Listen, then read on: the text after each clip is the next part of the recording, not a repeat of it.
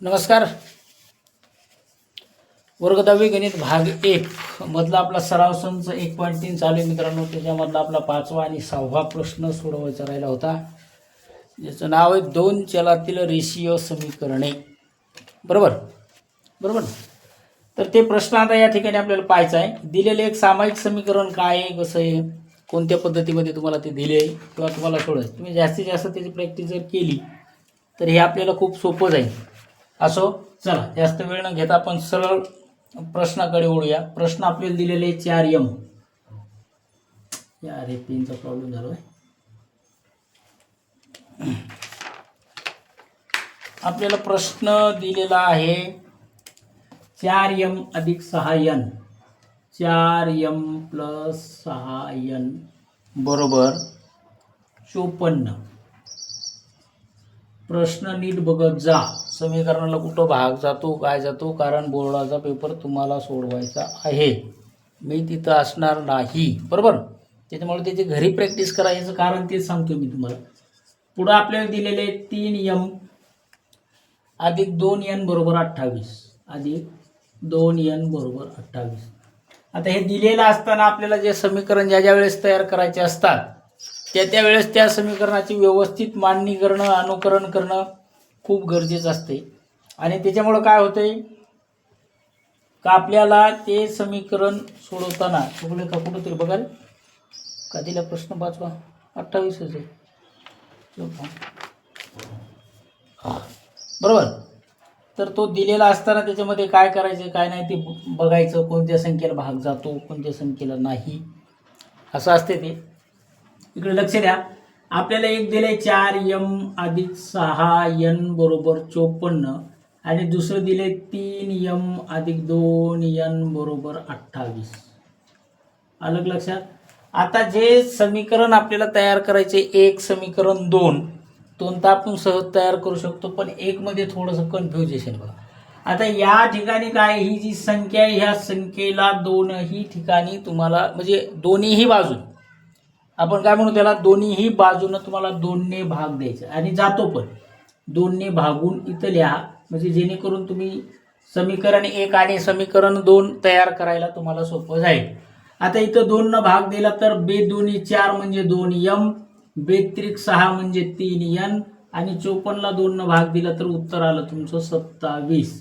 अशा प्रकारे इथं समीकरण 1 आपलं तयार झालेलं आहे. फक्त याच्यापेक्षा 1 न कमी आहे. आता किमती तुमच्या जवळपास सारख्याच आलेल्या आहेत. बरोबर ना.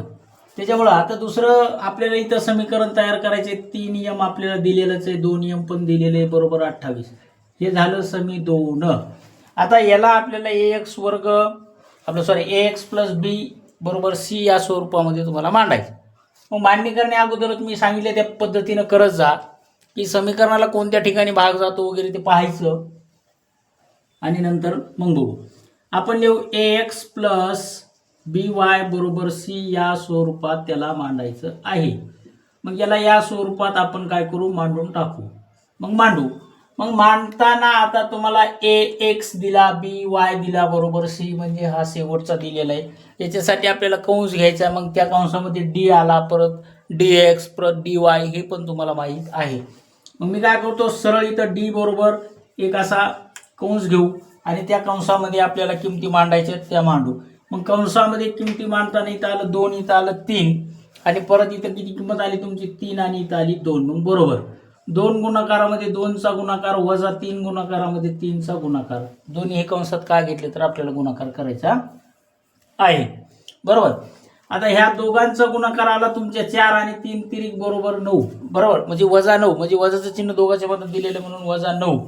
आता 4 मधून तुम्हाला 9 वजा करायचे म्हणून येणारं उत्तर तुमची ऋण संख्या नॉट इक्वल टू 0. बरोबर, हे आपल्याला लिहावं लागतं. मग आता काय करायचं, हे झालं तुमचं.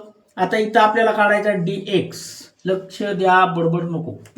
बरोबर, नाही तुम्ही पुन्हा विचारी ना, नाही तर इथं बोर्डावर सोडवायला लागणार. कळलं का, कोणी असू दे लगेच उठीन बोर्ड. आता इथे एम आहे म्हणून आपण dm घेऊ किंवा dx घेतलं तरी तुम्हाला चालते. मग आता dx ची किमती काय आहे, याची 27 आहे शेवटची संख्या 27. तिच्या खाली लगेच 28 लिहायची म्हणून 28. मग इकडे लिहायची आपल्याला वर 3 आणि खाली किती लिहायची 2. मग इथे लिहा 3 आणि 2चा गुणाकार करायचा आहे असं तिरकस. 27 आणि कितीचा करायचं तुम्हाला 2चा. 3 आणि 28चा गुणाकार करायचा म्हणून मग संख्या पटपट मांडून घेऊ. 27 गुणाकारामध्ये 2 इकडं वजाचं चिन्ह जशाला तसं, परत 28 गुणाकारामध्ये 3. कोणतंही केलं तरी उत्तर तुमचं तेच येणार आहे. बरोबर. आपण वरच भाग घातलेला आहे त्याच्यामुळे इथं तर काही तुम्हाला खंत नाही. बरोबर. 27 त्रिक आलं 54 आणि 28 त्रिक किती रे 84. बघा कन्फ्यूज होत जाऊ नका. बरोबर. मग 54 मधून तुम्हाला 84 वजा करायचे. येणारं उत्तर पण तुमचं वजाच येणार. मग आपण लिहू इथं वजा किती आलं 30. इथं पण नॉट इक्वल टू 0 येईल का? हुशार नाही म्हणतो तू. मग नाही येणार. आता काढायचे आपल्याला DN. इथपर्यंत मी लिहिलंय, तुम्ही लिहून घ्या. त्याचं वाटलं स्क्रीनशॉट घ्या एखादा असला तुमच्याकडं तर, नसलं तर राहू द्या पण तुम्ही लिहून घ्या.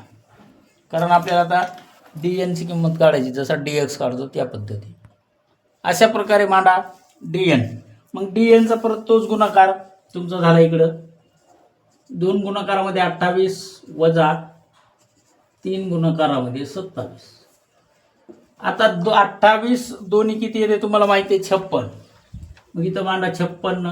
परत 27 त्रिक 81. उत्तर तुम्हाला माहिती. 56 मधून तुम्हाला 81 वजा करायचे. बरोबर. मग येणारी संख्या परत वजा, मग वजा 25. आता आपल्याला क्रेमरची एक पद्धत आहे खूप छान, म्हणून आपण इथे क्रेमरची पद्धत सोडू.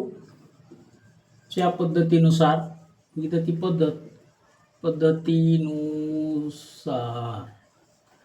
मग इथं काय घ्यायचंय तुम्हाला m बरोबर, मी अगोदर d लिहून ठेवलं.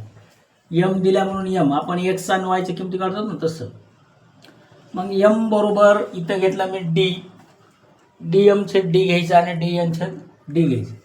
मग dm इथं छेदामध्ये d, दोघांची किमती पटकन मांडायची. आणि इकडे काय घ्यायचे तुम्हाला n बरोबर dn छेद d आणि लिहा मला आता. बरोबर. मग आता किमती मांडल्या, मग म्हणून m बरोबर dm किती आला तर मित्रांनो आपला वजा 30. मग वजा 30 छेद मध्ये किती 5. 5 वजा आहेत का अधिक रे वजा. इकडे n बरोबर dn ची किंमत किती आली तुम्हाला वजा 25. इथं दिलेली वजा 25 आणि छेदामध्ये किती वजा 5 आले का दोन्ही किमती बघा. कारण आपण छोट्या संख्येमधून मोठ्या संख्या घेतल्या म्हणून वजाबाकी वजाबाकी वजाबाकी आपली आलेली हे. बरोबर. आता इथं 5 न 30 ला भाग गेला म्हणजे तुमची m ची किंमत येणार वजा वजा अधिक 6 पंचे 30 आणि इथं 5 5 25. मग आता n ची पण किंमत तुमची किती आली 5. ते वजा वजा आहेत उत्तरात अधिक आली. तुमचं m बरोबर आले 6. m आणि n एका कंसात घ्या आणि 6,5 एका कंसात घ्या. ही दिलेल्या एक सामायिक समीकरणाची उकल आहे. अशा प्रकारे आपला प्रश्न 5वा पण या ठिकाणी आपला संपलाय. राहिला प्रश्न फक्त 6वा, ते तुम्ही लिहून घ्या आणि हे पण तुम्ही लिहून घ्या. प्रश्न 6वा बघा. 2x + 3y = 2 आणि x - y छेद 2 बरोबर 1 छेदामध्ये 2 असं समीकरण. कारण हा प्रश्न तुम्हाला येऊ शकणारच आहे, म्हणजे 100% येणार आहे. त्याच्यामुळे आता इथं समीकरण एक तयार झाले. मग सांगितलं मी तसं तुम्हाला. इथं काय करायचं तुम्हाला 2x जशाला तसं प्लस 3y जशाला तसं बरोबर 2 हे आपलं समीकरण एक तयार झालं. राहिल्या मुद्दा तुम्हाला x - y छेद 2 बरोबर 1 छेद 2 हे समीकरण करताना तर इकडे लक्ष द्या, याच्यामध्ये दोन्ही बाजूला याला 2 न भाग जातो. आपल्याला दिले x - y छेदामध्ये 2 बरोबर 1 छेद 2. याला काय करा दोन्ही बाजूला 2 ने भागा.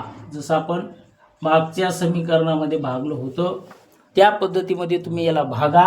याला पूर्णपणे 2 न भाग जातो. मग 2 न भाग गेल्यामध्ये 2 गुणिले x म्हणजे काय येणार तुमचा 2x वजा. याचा पण थोडासा प्रॉब्लेम दिसेल. बरोबर. इथं y छेद 2 म्हणजे गुणिले y मध्ये इथं काहीच नाही आला म्हणजे झाला तुमचा y. आता 1 छेद 2 मध्ये तुमचा गुणाकार जो आहे तो गुणाकारच येणार आहे फक्त 1. त्याच्यामुळे समीकरण 2 तुमचं या ठिकाणी तयार झालेलं आहे. आता समी 1 तयार झाला तुमच्याकडे, समी 2 तयार झाला. आता dx dy च्या किमती तुम्ही इथं सरळ सरळ काढू शकता. पण त्या काढण्याच्या आधी तुम्हाला काय लिहायचं, समीकरण 1 आणि 2 हे कोणत्या स्वरूपात मांडायचं तुम्हाला, ax अधिक मग लिहितं लिहा. समीकरण 1 व 2 ax प्लस by आपलं ax प्लस by बरोबर c या स्वरूपात मांडू. मग मांडल्यानंतर काय करा, मग इथं लिहा म्हणून, इथं घ्या d बरोबर. आता ज्या तुम्हाला किमती दिलेल्या आहेत त्या किमती सरळ सरळ मांडा. इथं आली 2, इथं आली 2.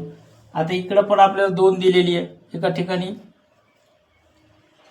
किमती व्यवस्थित तुम्हाला दिलेल्या आहेत म्हणून किमती व्यवस्थित मांडा आणि वजा 1. मग बरोबर तिरकस गुणाकार, 3 गुणाकारामध्ये 2 वजा, इकडे कंसात आले आपल्याकडे 3 गुणाकारामध्ये वजा 1. आता याचा सरळ सरळ तुम्ही गुणाकार करा. b1 b आणि इथली संख्या मागे जायला पाहिजे, वजा 1. b1 b 3 2 6 अशी वजाबाकी तुम्ही या ठिकाणी करू शकता. तर आता हे गुणाकार म्हणून वजा आलं, वजा वजा अधिक, इथं तुमची झाली बेरीज. बेरीज झाली तुमची 8. एक संख्या ऋण एक संख्या धन आहे म्हणून आपल्याला वजाबाकी करायची होती. वजाबाकी आली तुमची 8, ती पण आली वजाच. लक्ष द्या, ही पण 8 कोणती आली तुमच्याकडं, वजा 8. मग आपल्याला डी काढला, त्याच्यानंतर dx पण काढायचा असतो. मग dxच्या पण संख्या तुम्ही इथं मांडा. त्याच संख्येनं हे 2 आणि छेदामध्ये 2 1 आणि 3 वजा 1 चा गुणाकार करायचा आहे तुम्हाला. बरोबर.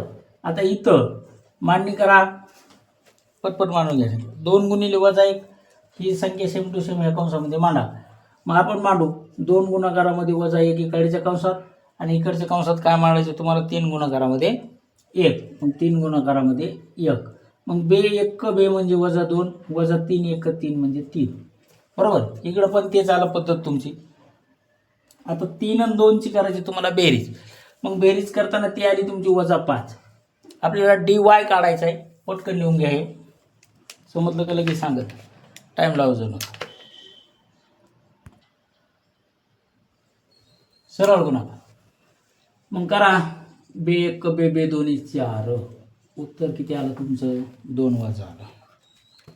आता जर तुम्हाला क्रेमरची पद्धत घ्यायची तर मग मी शॉर्टमध्ये लिहितो क्रेमरची पद्धत. तर आता काढायचं आपल्याला आपलं सॉरी x बरोबर dx छेद d आणि